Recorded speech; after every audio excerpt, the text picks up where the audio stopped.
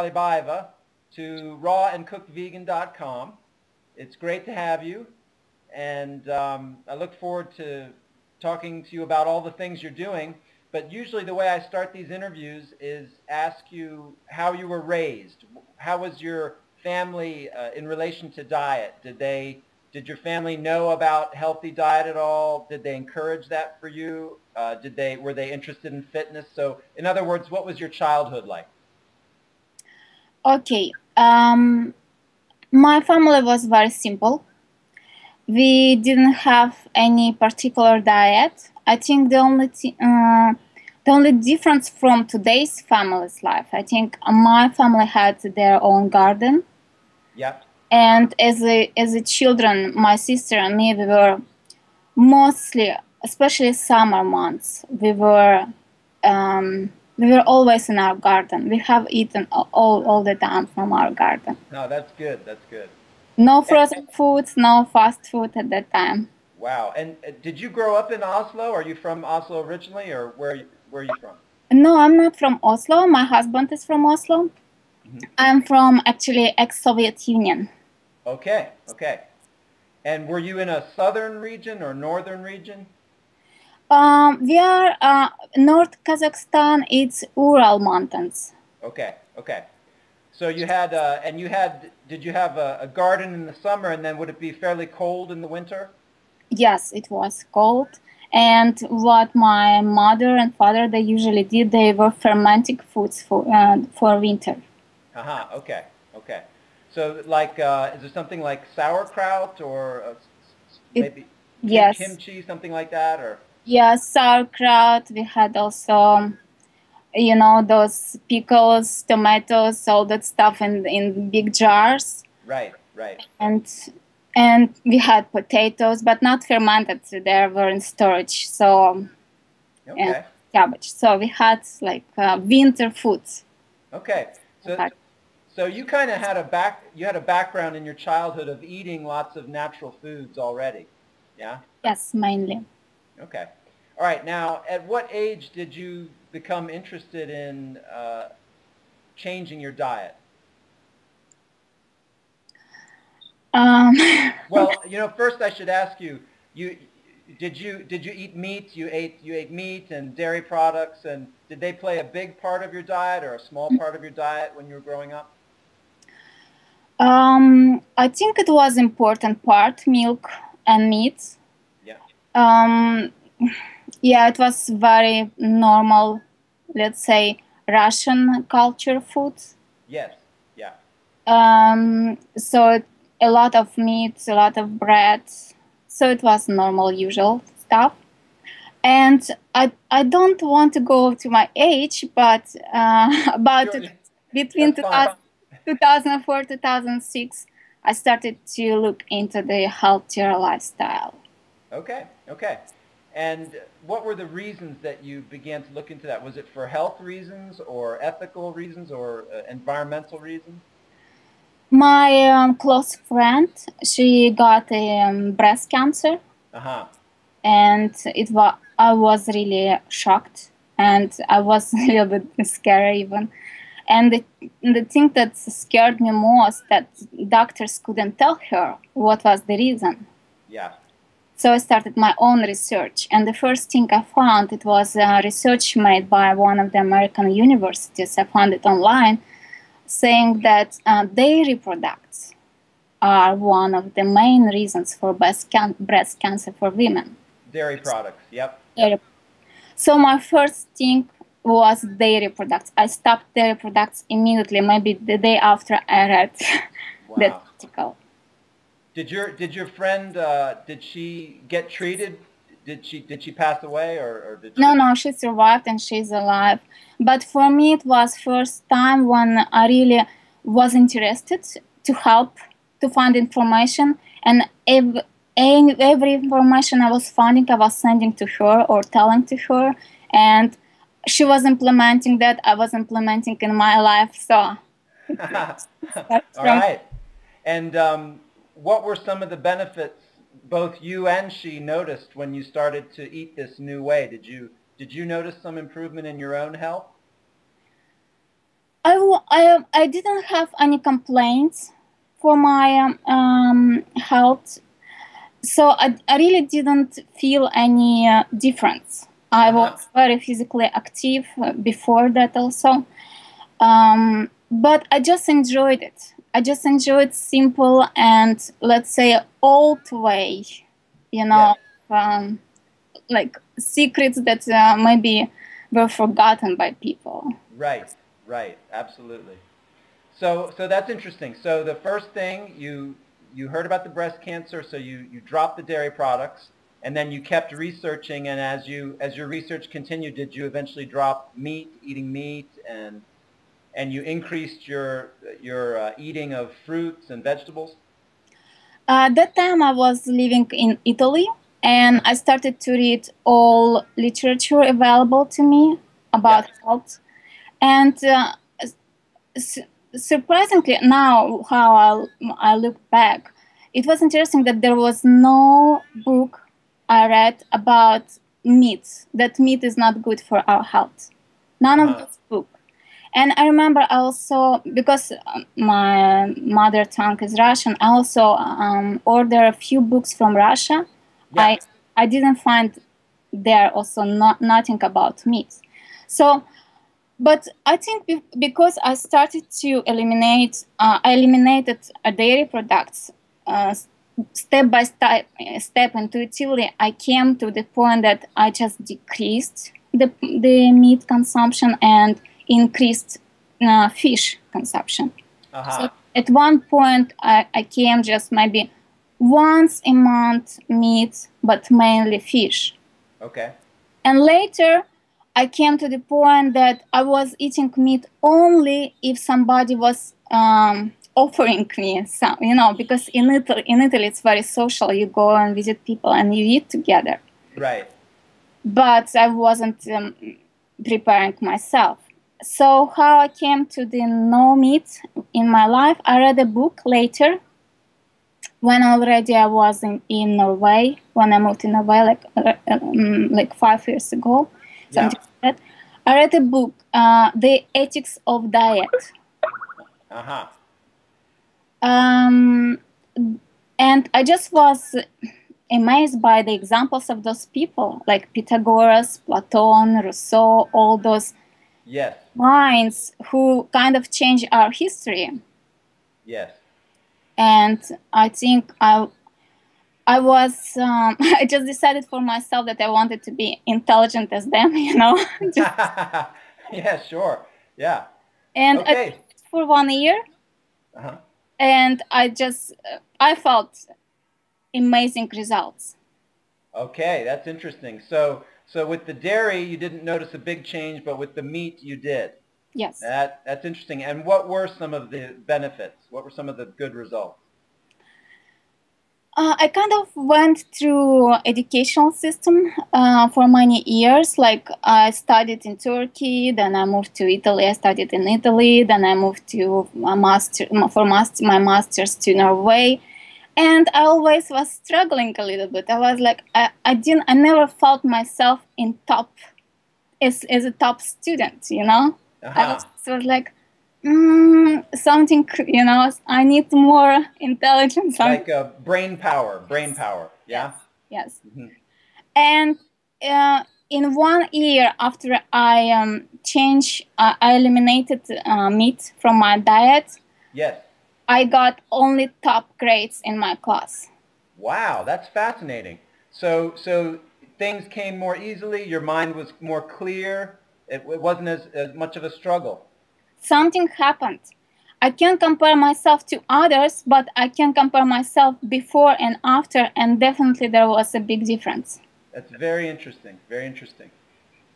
Okay, so, and can you tell me around what year that was that you stopped eating meat? 2009, 2010. Okay, and were you still eating grains like pasta or rice or potatoes? Yes, I was addicted to pasta and pizzas. It was Italian, you know, Italian addiction. Right. Yes, that was the last thing I dropped. Okay, Yeah, actually it was most difficult, I think. Okay. So I guess you kept on studying nutrition and reading books, and the more you learned, the more you kept kind of dropping unhealthy foods. And oh, go ahead. I started a school online, natural healing, Dr. Christopher, and that helped me a lot in my progress. Okay. And I started to feel more responsibility for myself, for my family, and people around me. Okay. I felt more empowered. Mm-hmm. And this is the name of the school again? It's Natural Healing? School of Natural Healing, now it's College of Natural Healing, Dr. Christopher's. Okay, okay. And what year would you say it was that you took completely raw food? 2011. 2011. Okay. All right. And January, it was like a new commitment, New Year commitment. okay. And so you said that when you dropped the meat, you definitely noticed some improvement. When you dropped the grains and the starches and you just went raw, did you notice some improvement? Yes. When I dropped pasta, I felt, yes, a lot of improvement in my energy level, I would say. Yep. I think being vegan was a good step, but it wasn't enough. Uh-huh. It wasn't enough on the level of energy wasn't enough. Wow. Okay. So still you felt a significant increase in energy when you went raw. Yes. Yeah. And even I am not 100% raw. We are like 95, let's say. Like once in a while, my husband asked me to prepare some quinoa, and I don't know. So, or some, how you say, in Italian, you say al vapore, steamed vegetables. Oh, okay. Yeah. Sure. Okay. Well, yeah, I still eat cooked food myself, so I think eventually I'm going to go completely raw, but I'm taking my time. So, but yeah, that's very interesting. And then now you have a website, right? Yeah, and you're talking to people in Norway about raw food diet. Actually, it's not for people in Norway because it's Russian website. Right. Actually, how I started, it was last year. Because the people around me, they know my little bit inclination towards healthier life and healthier like style. So one of my colleagues from my university, once she asked me to help her friend. She had cancer. It was last year, December. And she had fourth stage of cancer. And she came to me and I said, okay, I feel I know, but we can just do it, you know. She didn't have another opportunity. Doctors told her that there was nothing more to do. And she came to me. Wow. She wanted to live because she had 1-year-old child. Yeah. And I couldn't say, no, I can help you. I just told her, okay, we will do what I know and then we will see. And it was amazing. In 1 month and a half, there was no more cancer. Wow, that is incredible. So that really gave me, I would say, authority, you know, to tell people, yes, I know, you know, and it gave me something to start my website and share because, you know, not many people here in Norway interested in this kind of knowledge, and I feel I need to share. Yes, I don't definitely. want to keep it inside of me, so I started this website. That's wonderful. That's wonderful. Now, you mentioned, you know, over time you changed your diet, and I wanted to ask you, was it difficult to give up some of these foods? Was it a challenge? Were some of them hard to let go, or once you made up your mind, are you the kind of person that's very easy to be disciplined? I think the most difficult was pasta. Yeah. gluten. I would say gluten. It was most difficult. I don't know why that. Maybe it's really. I don't know. It was difficult. Okay. Difficult. Okay, and the other thing I was interested in, you mentioned that your husband is eating this way with you mostly, yeah? So how did that happen? Was he, did you introduce him to this way of lifestyle, and was he receptive in the beginning, or did you have to convince him? He knew about alternative way of living before we met, but he never implemented it. He just waited for something, maybe for a company. Yes. So when I met him first time, and I remember first time we went to eat together, he had a big hamburger, almost like McDonald's, and I was shocked. Really, I really was. For me, it was shocking because at that time I already was advanced, kind of. Several years, yeah. Yeah. But then we decided together to give up meat. We already were dating. Yeah. So, and I think because we went for that experience together. Yes. And we really both of us felt difference, and we didn't want to go back together. I think this also give us a kind of chance to then marry, to make our family. Yeah, it's interesting. It's like part of your bringing you together. Yeah. Yes. Yeah. And do you have children, can I ask? No, not yet. Okay. All right. So one other thing you made me think of, since you've been helping some people, have you found that it's difficult for other people to follow the diet? Is it hard, like this woman that had cancer? Was it hard for her to go raw, or was it pretty easy? Since she was afraid of dying, I guess that was a good inspiration. Yeah.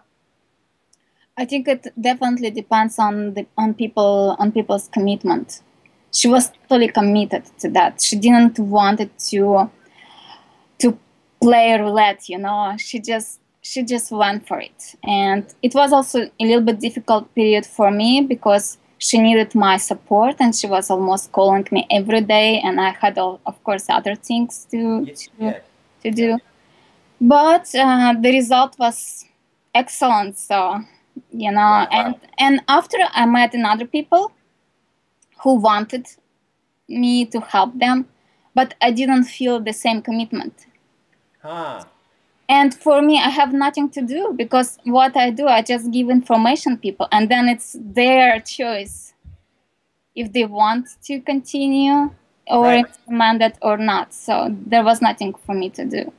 Okay, now that's really interesting. So you do have some people that initially express interest, but for a variety of reasons, they're unable to stay with the diet.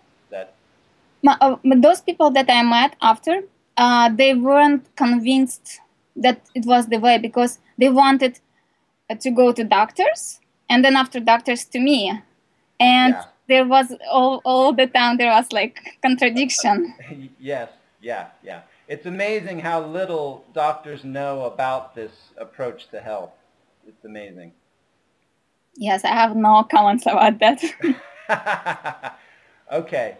Because the doctors of that lady that was healed, her doctors still recommend her to go back to eat meat.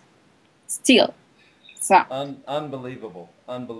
Now, this woman, is she still eating raw food? And is she having her child eat raw food? Yes, mainly yes. Not her husband yet, but still her husband less meat now, more salads. So he's on his way too. That's good. Well, one thing I'm curious about is the logistics of living this way.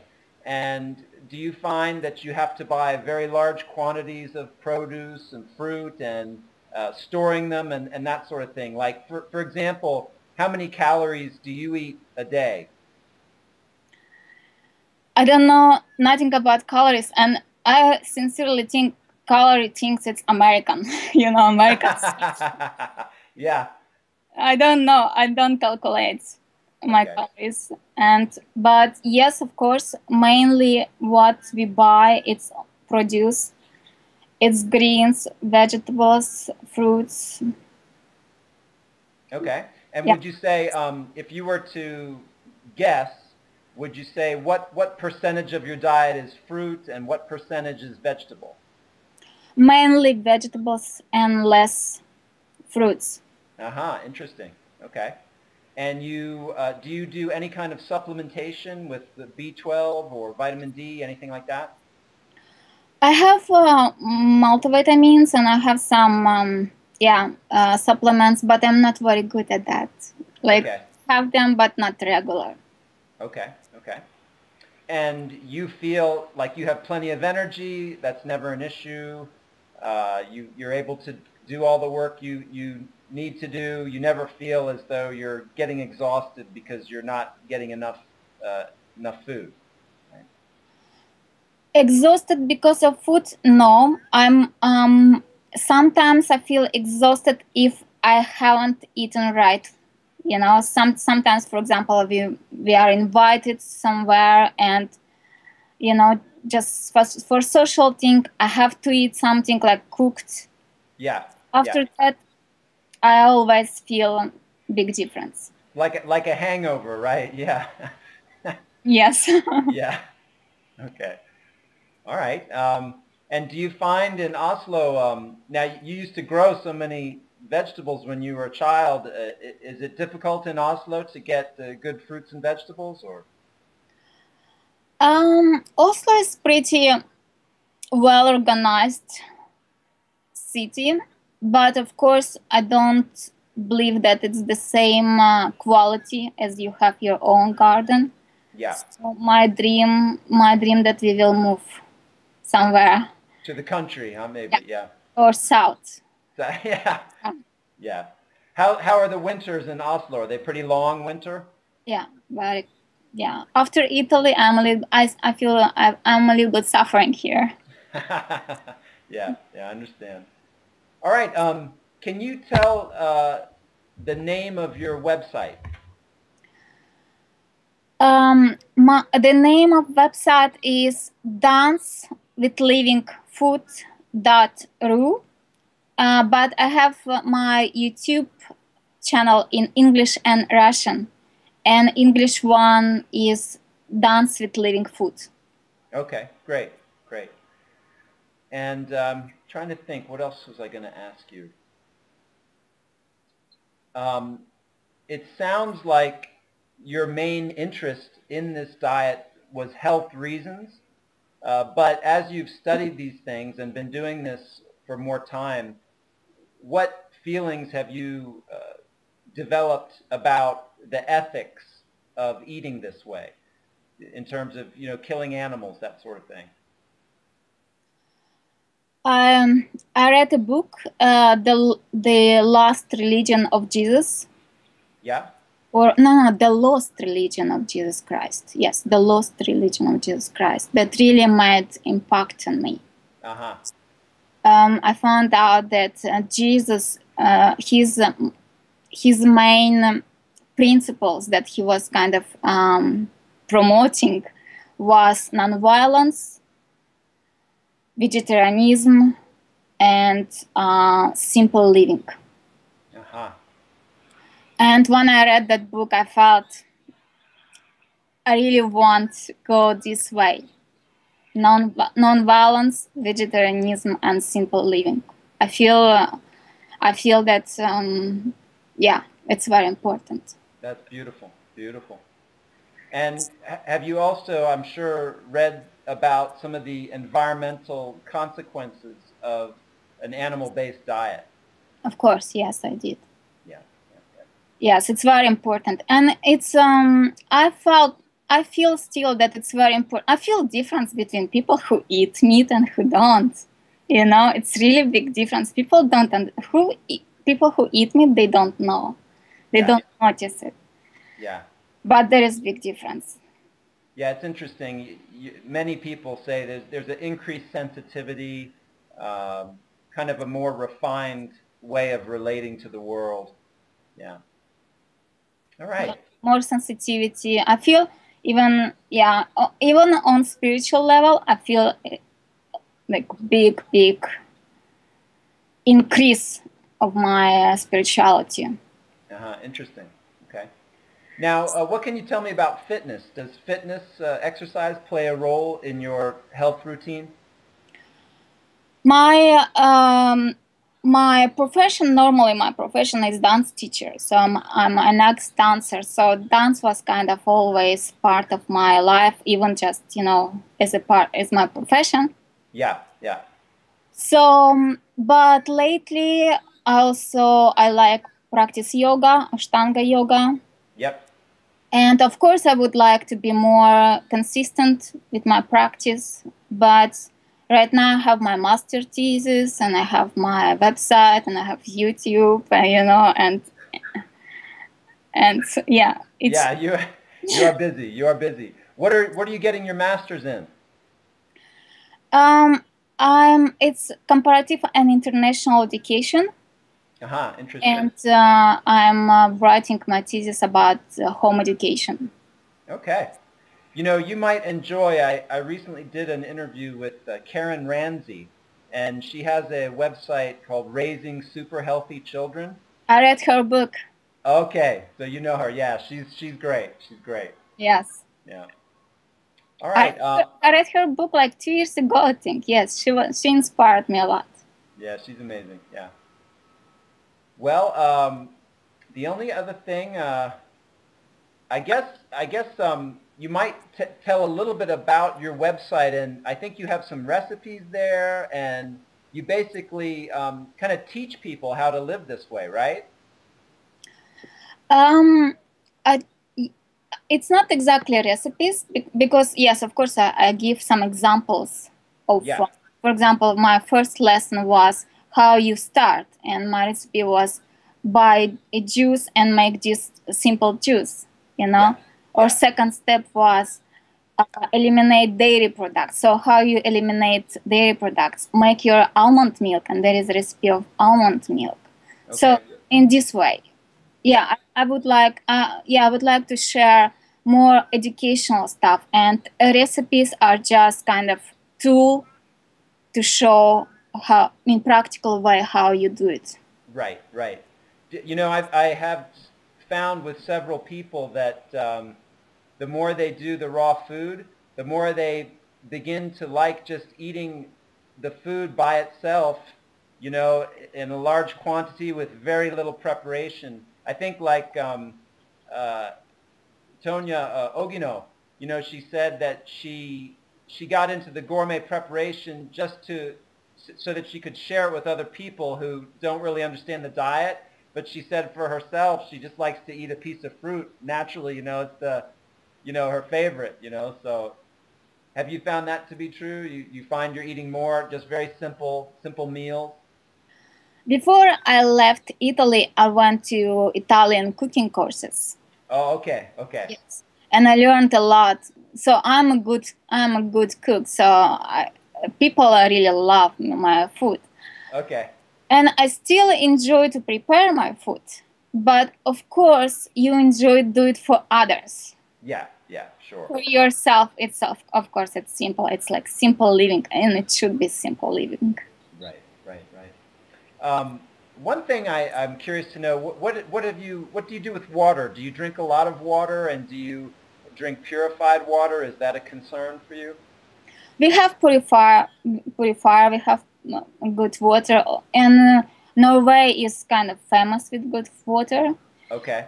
But my mainly liquid consumption are juices, and kombucha and herbal teas.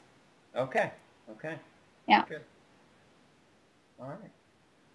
Well, is there anything you'd like to tell the audience? Anything you'd like to add? Like any tips you can think of? Any recommendations for obstacles people run into when they're on the diet? Anything like that? I would just tell that I really believe this is the way to live and improve life. And in one of the books, it was written that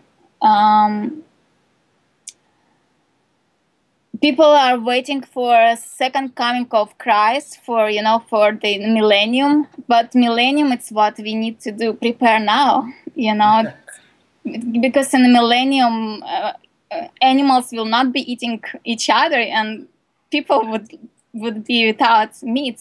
So it's better to prepare now, and it's important to start today. Got beautiful. You don't have to wait. You can do it today. I like that. Yeah. All right. Wonderful. Well, it's a great pleasure. Thank you so much for taking the time. Thank you for inviting me.